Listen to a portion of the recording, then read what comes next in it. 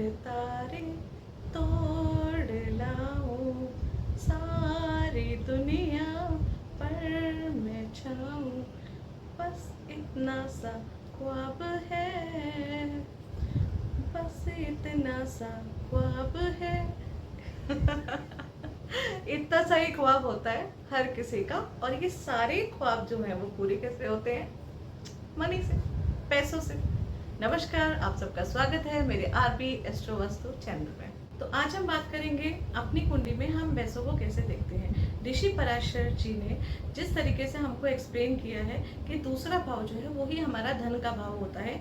11वां भाव से हम जो है वो अपने प्रॉफिट और गेन्स को देखते हैं। 10th हाउस से हम अपने प्रोफेशन को देखते हैं। 6th हाउस से अपनी नौकरी को देखते हैं। 12th हाउस से अपने खर्चे को देखते हैं। 1st हाउस से अपने आप को देखते हैं। बट ये सारे हाउसेस किस तरीके से मनी से कनेक्टेड है, आज उसके बारे में बात करते हैं। तो ये देखिए हमारा 1st हाउस है। 1st हाउस मतलब हम खुद। अब 1st हाउस अगर हमको चाहिए तो हम क्या करेंगे? अपने आप को पैम्पर करेंगे। अगर 1st हाउस एक्टिवेट करना है तो 1st हाउस एक्टिवेट तब होता है जब हम अपने आप को पैम्पर करते हैं, हम घूमने जाते हैं, हम आराम करते हैं, हम अपने आप को सैलून स्पा में लेके जाते हैं, अपने ऊपर कुछ ना कुछ क्रिएटिविटी करते हैं, कोई भी चीज़ जिसमें हम अपने आप को पैम्पर करें, जिससे हम अपने आप को खुश कर सकें, तो वो चीज़ें होती हैं। और उसके लिए क्या चीज़ करना होता है? पैसा खर्चा करना होता है। तो जब भी हम आराम करते हैं, जब भी हम अपने स्वास्थ्य का ध्यान रखते हैं, जब भी हम घर में बैठते हैं, रिलैक्स होते हैं, तो उसके लिए हम खर्चा करते हैं। और खर्चा किस चीज़ का होता है? पैसे का होता है। उसके बाद 2nd हाउस होता है। 2nd हाउस हमारा एक्यूमुलेशन ऑफ वेल्थ है, जिसको हम बैंक बैलेंस ऑफ मनी बोलते हैं। वो उसमें से पैसा कब आता है या कब खर्चा होता है, वो वाला हाउस जब एक्टिवेट होता है, पैसा आने के लिए हमें क्या करना होता है? अपने आप को खर्च करना पड़ता है। क्योंकि जब हम शारीरिक परिश्रम करेंगे, हम नौकरी करने जाएंगे, हम सुबह से शाम तक बिजी रहेंगे, अपने अपने शरीर का ध्यान नहीं रखते हैं, तब हम जाके पैसे को इकट्ठा कर पाते हैं। पैसा कमाना आसान नहीं है, किसी के लिए भी आसान नहीं है, चाहे वो एक नॉर्मल पर्सन हो, चाहे वो बहुत ज़्यादा पैसे वाला व्यक्ति हो। लेकिन हर व्यक्ति के लिए पैसा कमाने के लिए उसको अपना शारीरिक परिश्रम करना ही होता है। तो कब क्या हुआ? जब 2nd हाउस को हमने एक्टिवेट किया तो कौन सा हाउस हमारा खर्चा हुआ? 1st हाउस, अपने शारीरिक परिश्रम के लिए। उसके बाद हमारा 3rd हाउस होता है। छोटे मोटे ट्रेवल्स होते हैं, सिबलिंग्स हैं, उनका ध्यान रखना, नेटवर्किंग करना। अब नेटवर्किंग करने के लिए क्या चाहिए? पैसा चाहिए। हमें पैसा खर्चना पड़ता है, तभी तो हम किसी के संग सोशल कनेक्ट हो पाते हैं। अपने भाई बहन है या अपने फ्रेंड्स वगैरह हैं, उनके संग जब हम सोशली बैठते हैं, वो लोग जो हैं खुश होते हैं। कब होते हैं? कहीं ना कहीं हम छोटे मोटे गिफ्ट उनके लिए लेकर आते हैं, उनके संग घूमने फिरने जाते हैं, तो वहाँ पे भी क्या खर्चा करना होता है? पैसा। तो यहाँ पे भी मनी आ गया। 4th हाउस क्या होता है? माता का होता है। 4th हाउस भूमि का होता है, भवन का होता है, गाड़ियों का होता है। कोई भी चीज़ खर्ची कब खर्चते हैं? कब हम कोई भी चीज़ खरीद पाते हैं? जब हम पैसे तो अपने खर्चे करते हैं, 2nd हाउस से पैसे निकालेंगे, लेकिन साथ ही में हम बाकी चीज़ों पे खर्चा नहीं करेंगे, तभी तो हम अपना कुछ और कर सकते हैं। भूमि भवन कोई भी चीज़ खरीद पाते हैं, क्योंकि व्यक्ति जो है वो अपने 4th हाउस को कब एक्टिवेट करेगा? अपने मन को कब खुश रखेगा? अपने घर में कब रहेगा? जब घर में तभी रहेगा ना जब वो ट्रेवल नहीं करेगा। अपने घर के बारे में तभी सोच पाएगा, वाहन खरीद पाएगा या घर पे एक्सपेंड कर पाएगा, जब वो सोशल नेटवर्किंग में कम खर्चा करेगा। वो वहाँ से कहीं ना कहीं वो मनी कम होगी, और उसके बाद फिर वो जो अमाउंट है वो आपका स्पेंड होगा 4th हाउस में। तो यहाँ पे भी पैसा कनेक्ट होता है।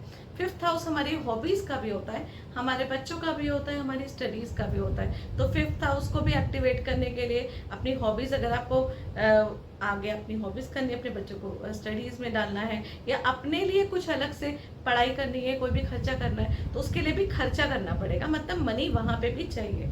उसके बाद 6th हाउस आ जाता है। 6th हाउस हमारा नौकरी का भी होता है, तो नौकरी करता है व्यक्ति इसीलिए जिससे उसको पैसा मिले।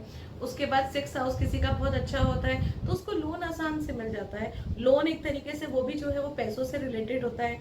ऋण, रोग, ऋण, रोग, शत्रु, इन सब चीज़ों को हम 6th हाउस से ही देखते हैं। शत्रु भी व्यक्ति के तभी बहुत ज़्यादा होते हैं जब आपके अंदर, आपके पास कुछ होता है, क्योंकि लोग आपको देख के तभी जेलस फील करेंगे, तभी आपके शत्रु बनेंगे जब आपके पास कुछ एक्स्ट्रा होगा। जब आपके पास कुछ होगा नहीं तो किसी को जेलसी फील करने की ज़रूरत ही क्या होती है।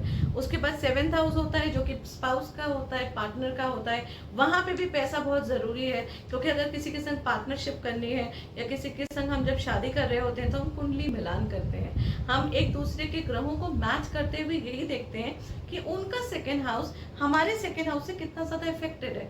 ऐसा तो नहीं कि कहीं उनके संग पार्टनरशिप करने से हमारा जो पैसा जितना भी हमने लगाया वो डूब जाएगा, हमारा वो पैसा मल्टीप्लाई होगा नहीं होगा, वो हमारे लिए कितने हेल्पफुल होंगे नहीं होंगे, उन सब चीजों के लिए भी देखा जाएगा।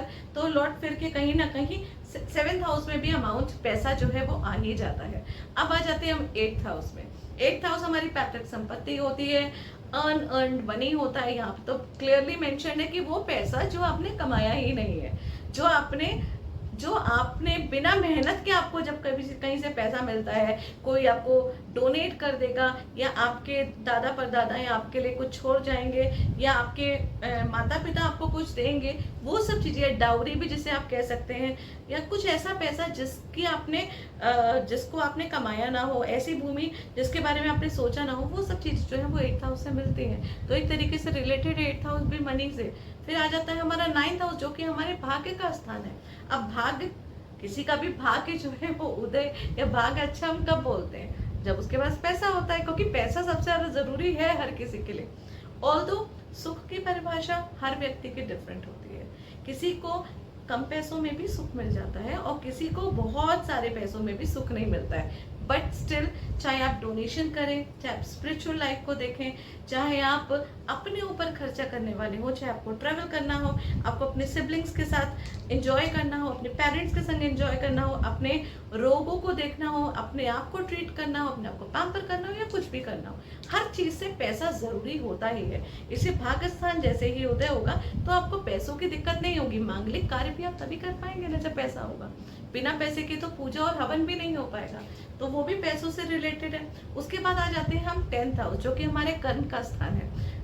वहां से हम अपने प्रोफेशन को देखते हैं। डेफिनेटली व्यक्ति जो है वो अपनी कुंडली में सबसे पहले यही देखता है कि वो कौन सा काम करेगा। हम पढ़ाई करते हैं, हम स्टडीज करते हैं, डिफरेंट तरीके के पैरामीटर्स के हिसाब से हम कैलकुलेट करते हैं कि कौन सी ऐसी चीज है जो प्रोफेशन हमारी लाइफ में होगा, जो हमारे कर्म होंगे, क्योंकि उसी के अकॉर्डिंग हम एनालाइज कर पाते हैं कि हमारे पास हमारी लाइफ में कितना धन आएगा। और 11th हाउस तो है पैसों का, प्रॉफिट का, गेन्स का। तो कोई भी व्यक्ति अपने गेन्स और प्रॉफिट को कहां से देखेगा? 11th हाउस से देखेगा। तो 11th हाउस तो टोटली कंप्लीटली मनी का ही है, इसलिए उसके लिए और कुछ क्या डिफाइन करूं। और 12th हाउस खर्चों का है। आप बताइए खर्चे कब होंगे? आप खर्चे तो तभी कर पाएंगे ना जब आपके पास पैसा होगा। तो पैसा होना बहुत जरूरी है, क्योंकि 12th हाउस भी एक्टिवेट रहना चाहिए। आप खर्चे कर पाएंगे, आप फॉरेन कंट्रीज में ट्रेवल कर पाएंगे, और इन सब चीजों के लिए आपका 12th हाउस भी एक्टिवेट होना चाहिए। तो अगर देखा जाए तो पूरे 12th हाउस, जितने भी हमारे 12 भाव हैं, वो सारे भाव कहीं ना कहीं मनी से कनेक्टेड हैं। अब बात आ जाती है कि हम अपनी कुंडली में मनी को किस तरीके से देखें। तो ऋषि पराशर जी ने कुंडली में बताया है कि 2nd हाउस से हम मनी को देखते हैं। 2nd हाउस का लॉर्ड है, 2nd हाउस में कौन सी राशि है, वो लॉर्ड की क्या पोजीशन है। उसके बाद D2 डिविजनल चार्ट जो होता है, उससे भी हम मनी को देखते हैं, जो आगे जाके मैं आपको एक्सप्लेन करूंगी। उसके अलावा जेमिनी एस्ट्रोलॉजी होती है, एक कृष्णमूर्ति एस्ट्रोलॉजी भी होती है। तो जेमिनी एस्ट्रोलॉजी में एक इंदु लगन जो है वो हम निकालते हैं, और इंदु लगन सबका होता है, मेरा भी है, आपका भी है, हम सब की कुंडली में एक इंदु लगन होता है। उसकी कैलकुलेशन मैं आपको एक्सप्लेन करूंगी। उससे आप फाइंड आउट करेंगे कि पर्टिकुलर कौन सा लगन, उस लगन का कौन सा ऐसा प्लैनेट है, कौन सा ऐसा हाउस है, वो कब ट्रिगर करेगा, जिससे आपको वो टाइम जो है वो आपका लकी टाइम होगा, जो कि हर बार होता है, हर किसी की लाइफ में होता है, और उससे किस तरीके से आप उसको अपनी लाइफ में पॉजिटिवली यूज कर पाएंगे। दूसरा है कृष्णमूर्ति पद्धति का फॉर्च्यूनर पॉइंट। फॉर्च्यूनर के नाम से ही आपको समझ में आ रहा होगा, इसका मतलब भाग्य है, और उसको वो जो भाग्यशाली पॉइंट है वो हर किसी की कुंडली में होता है। उसको कैसे फाइंड आउट करेंगे, उसकी कैलकुलेशन में आपको एक्सप्लेन करूंगी। तो इंदु लगन और फॉर्च्यूनर पॉइंट, इन दोनों को मैं आप लोग को एक्सप्लेन करने वाली हूँ कैलकुलेशन के साथ। तो अपनी कुंडली रेडी रखिएगा, कुंडली का पूरा चार्ट रेडी रखिएगा, और नेक्स्ट वीडियो मेरी जरूर देखिएगा। नेक्स्ट वीडियो और उसके आगे भी और भी इंफॉर्मेशनल वाली वीडियोस आपको देखनी है। अगर आपको मेरी वीडियो पसंद आती है तभी लाइक कीजिएगा, लेकिन वीडियो सब्सक्राइब जरूर करिएगा, जिससे कि आप लोग को बाकी वीडियोस के बारे में पता चलता रहे। Thank you.